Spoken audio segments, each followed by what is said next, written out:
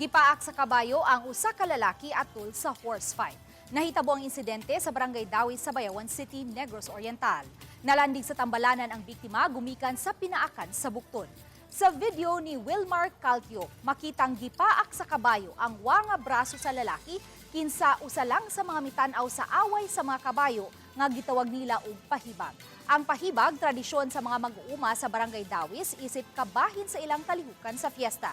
Nasayran nga samtang nagpadayon ang kalingawan, kalit nga midagan ang kabayo, palayo sa iyang gikaaway nga kabayo, paingon sa mga nananaw. Dinhi na gipaak ang lalaki. Daling gida sa Dawis Primary Community Hospital ang biktima ug gitambalan. Ang gisulob nga jacket ang nakatabang sa biktima kinsa nahiagom og minor injury. Suma sa City Veterinarian sa Bayawan City, giimbestigar na nila ang maong hitabo.